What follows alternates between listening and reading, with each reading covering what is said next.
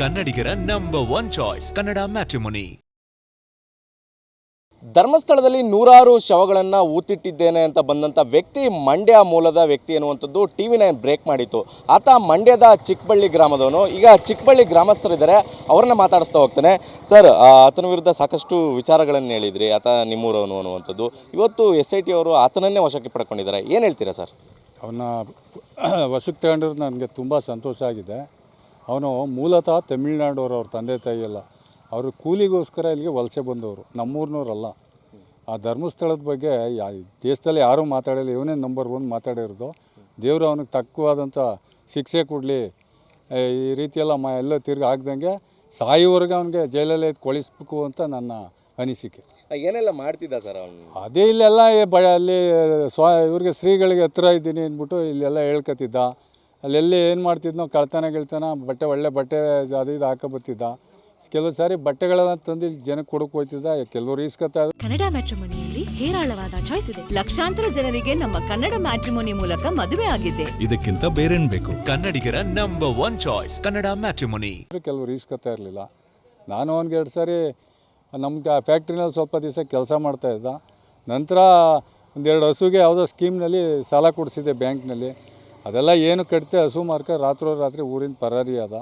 ಈಗ ನೋಡಿದ್ರೆ ಇಲ್ಲಿ ಸಿಗಾಕೊಂಡು ಕೂತವನೆ. ದೇವರಿದ್ದಾನೆ, ಅವನಿಗೆ ತಕ್ಕ ಶಿಕ್ಷೆ ಮಾಡಲಿ ಅಂತ ಈ ಮೂಲಕ ಕೇಳ್ಕೊಳ್ತೀವಿ. ಮೊನ್ನೆ ಕೂಡ ಹೇಳ್ತಾ ಇದ್ದೆ ವಿಚಾರ, ಆತನ ಸಾಲ ಕೊಡಿಸಿದ್ರು ಕೊಡಲಿಲ್ಲ, ಒಂದಷ್ಟು ಜನಕ್ಕೆ ನೀವು ಕೊಟ್ಟು ದುಡ್ಡನ್ನು ವಾಪಸ್ ಕೊಡಲಿಲ್ಲ ಅನ್ನುವಂಥದ್ದು. ಇವತ್ತು ನೀವು ಆರೋಪ ಮಾಡೋದಕ್ಕೆ ಸತ್ಯ ಅನ್ನಿಸ್ತಾ ಇದೆ ಇವತ್ತು ನೀವು ಹೇಳ್ತಾ ಇರುವಂಥದ್ದು. ದೇವರು ಇದ್ದಾನೆ ಅನ್ನೋದಕ್ಕೆ ಇದೇ ಸಾಕ್ಷಿ. ಪೊಲೀಸ್ನವರು ತುಂಬ, ನಮ್ಮ ಕರ್ನಾಟಕದ ಪೊಲೀಸ್ನವ್ರಿಗೆ ಧನ್ಯವಾದ ಹೇಳ್ತೀನಿ. ಅವರು ತುಂಬ ಒಳ್ಳೆ ಕೆಲಸ ಮಾಡಿದ್ದಾರೆ. ಇನ್ನೇನು ನಾನು ಹೆಚ್ಚಿಗೆ ಹೇಳೋಕ್ಕೆ ಇಷ್ಟಪಡಲ್ಲ. ಓಕೆ ಸರ್, ಈ ಸಂದರ್ಭದಲ್ಲಿ ಏನು ಹೇಳೋಕ್ಕೆ ಇಷ್ಟಪಡ್ತೀರಾ ಸರ್ ಗ್ರಾಮಸ್ಥರಾಗಿ? ಒಂದು, ನಮ್ಮ ಗ್ರಾಮದಲ್ಲಿ ಹುಟ್ಟಿ ಬೆಳೆದವನು, ಮೂಲತಃ ಅವ್ರು ಹೇಳಿದಾಗೆ ತಮಿಳುನಾಡಿನ ಮೂಲದವರು. ಒಂದು ಅವನು ಇಲ್ಲಿದ್ದಾಗಲೇ ಅವನ ಸ್ವಭಾವ, ನಮಗೆ ಅವನ ಒಡನಾಟ, ಇದೇ ಶಾಲೆಯಲ್ಲಿ ನಾವು ಓದಿದ್ದು, ಇವರು ಕೂಡ ಓದಿದ್ದು, ಅವನು ಕೂಡ ಇಲ್ಲೇ ಓದಿದ್ದು.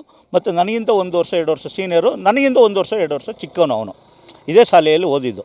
ಅವನು ಆಗ ಒಡನಾಟ ಚೆನ್ನಾಗಿತ್ತು, ಆಟ ಆಡಬೇಕಾದ್ರೆ ಎಲ್ಲ ಒಟ್ಟಿಗೆ ಆಡ್ತಿದ್ದು. ಅವನ ಸ್ವಭಾವ ಗೊತ್ತಿತ್ತು. ಒಬ್ಬ ಮೈಗಳತನ, ಸುಳ್ಳುಗಾರ, ಮೋಸಗಾರ, ದುರಾಸೆ ವ್ಯಕ್ತಿ, ಇದು ನಮಗೆ ಕ್ಲಿಯರ್ ಇತ್ತು. ಅವನು ಅಲ್ಲಿ ಏನು ಮಾಧ್ಯಮದ ಮುಂದೆ ಅವರ ಅಣ್ಣ ಅಥವಾ ಅವರ ಭಾವನ ಹೆಸರನ್ನೇ ಹೇಳ್ದ, ಮತ್ತು ಅವನ ವಾಯ್ಸ್ ಕ್ಲಿಯರ್ ಸಿಕ್ತು. ಅವನ ನಡವಳಿಕೆಯಲ್ಲೇ, ಅವನ ನಡೆಯೋ ಸ್ಟೈಲಲ್ಲೇ ನಮ್ಮ ಊರವ್ರಿಗೆ ಗೊತ್ತಾಗಿತ್ತು, ಇವನೇ ಈ ಚಿನ್ನೆಯ ಆನೆ, ಅಲ್ಲಿ ಮುಸುಗುದಾರಿ ಅನ್ನುವಂಥದ್ದು ಸ್ಪಷ್ಟ ಆಯಿತು ನಮ್ಮೂರವ್ರಿಗೆಲ್ಲ. ಅದಾದ ಮೇಲೆ ಈ ರೀತಿಯಾಗಿ ಹೋಗ್ತಿದ್ದಾನೆ ಅಂದರೆ ಆ ಇಡೀ ಟೀಮು ಎಷ್ಟು ಭ್ರಷ್ಟರು ಅನ್ನೋದು ಇವನ ಮೂಲಕ ಅದನ್ನು ನಮ್ಮ ಊರಿನ ಜನ ಅಳೆದಿದ್ರು.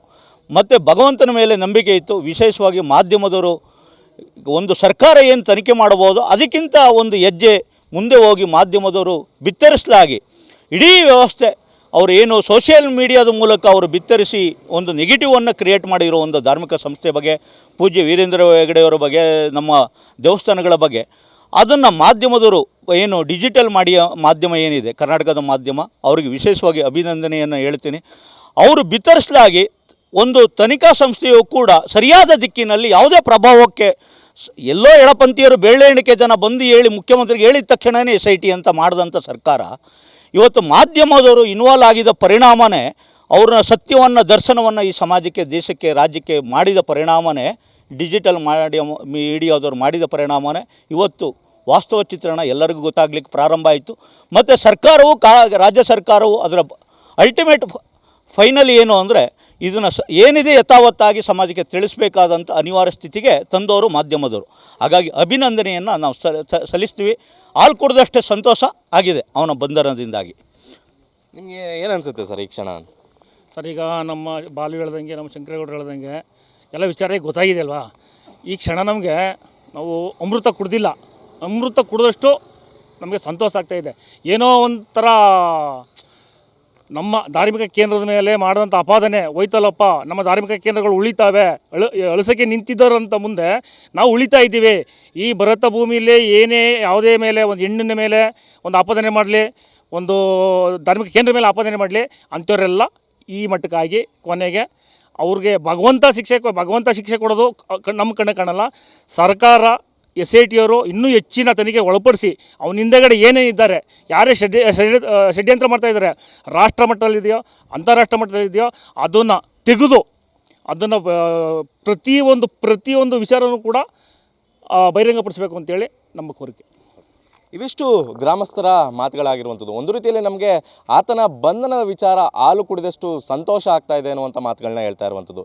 ಕ್ಯಾಮ್ರಾ ಪರ್ಸನ್ ಗುರುರಾಜ್ ಜೊತೆ ದಿಲೀಪ್ ಚಡೋಳಿ, TV9 ಮಂಡ್ಯ. ಕನ್ನಡಿಗರ ನಂಬರ್ 1 ಚಾಯ್ಸ್ ಕನ್ನಡ ಮ್ಯಾಟ್ರಿಮೊನಿ.